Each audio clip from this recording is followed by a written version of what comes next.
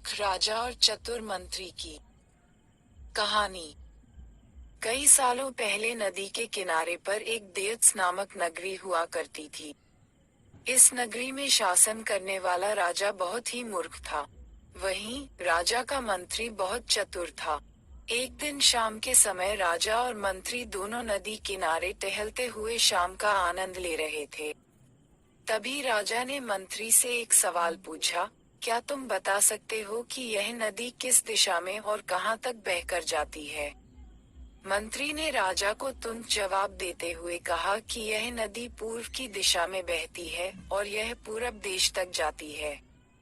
इस पर राजा ने कहा कि वह नहीं चाहता कि हमारे देश का पानी पूरब के देशवासी इस्तेमाल करें। राजा ने मंत्री को नदी का पानी रोकने के लिए दीवार खड़ी करने का आदेश दिया। तभी मंत्री ने राजा से कहा कि ऐसा करने पर हमारा ही नुकसान होगा। राजा ने गुस्से में कहा कि पानी हमारा है और पूरब देश वाले मुफ्त में इसका इस्तेमाल कर रहे हैं और तुम बोल रहे हो कि हमारा नुकसान होगा। इसमें हमारा कुछ नुकसान नहीं होगा। तुम जल्दी से जल्दी नदी में दीवार बनवाने का काम शुरू कराओ। मंत्री राजा की आज्ञा का पालन करते हुए कारीगरों को बुलाता है और नदी के पास दीवार बनवाने का काम शुरू करवा देता है। नदी में दीवार बनाने का काम तेजी से चलने लगा और कुछ दिनों में दीवार बनकर तैयार हो गई।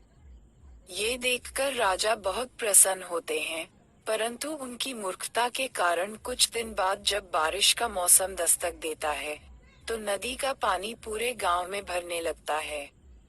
धीरे धीरे पानी लोगों के घरों में घुसना शुरू हो जाता है। इससे परेशान होकर सारे नगरवासी एकत्रित होकर मंत्री के पास आते हैं। मंत्री उन्हें आश्वासन देता है कि वह इस समस्या का हल ढूंढ निकालेगा। लोगों की परेशानी सुनकर मंत्री समाधान निकालने के लिए एक योजना बनाता है। उन्होंने राजमहल में समस्या को बताने के लिए घंटा बजाने वाले शख्स को इसमें शामिल किया। वह समय के अनुसार घंटा बजाता था, जिससे लोगों को समय पता चलता था। मंत्री ने उसे कहा कि आज तुम प्रति घंटे की बजाय हर आधे घंटे में घंटा बजाना। उस आदमी ने मंत्री ने जैसा कहा वैसा ही किया।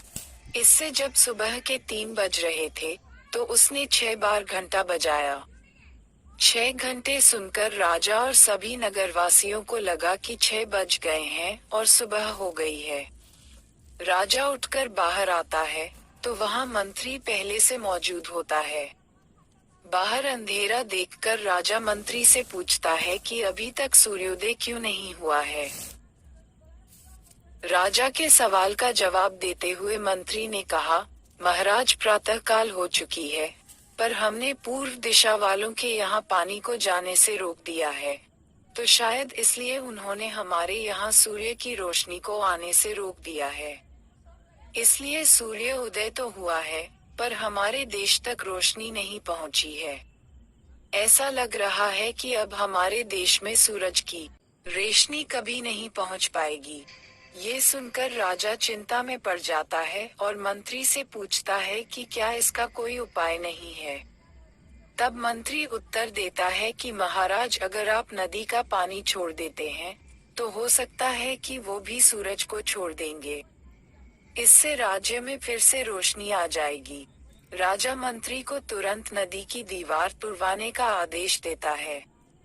मंत्री कारीगरों को नदी पर ले जाकर उन्हें दीवार तोड़ने के लिए कहता है। कुछ घंटों में कारीगरों ने दीवार गिरा दी और तब सूरज के निकलने का समय भी हो गया था। सूर्य उदय हो गया। सूर्य की लालिमा देखकर राजा बहुत खुश हुआ और मंत्री को इनाम देने की घोषणा की। राजा ने मंत्री की तारीफ करते हुए कहा कि तुम्हारे कारण हमारे राज्य में फिर से सूर्य उदय हो पाया है और तुमने हमारे राज्य को अंधकार से बचाया है। इसके बाद मंत्री कहता है कि महाराज, ये तो राज्य के लिए प्रति मेरा फर्ज था। कहानी से सीख, कभी भी दूसरों का बुरा नहीं करना चाहिए और न ही उनकी तरक्की देखकर उनसे जलन की भावना रखनी चाहिए। कहानी अच्छी लगे तो चैनल को सब्सक्राइब करें।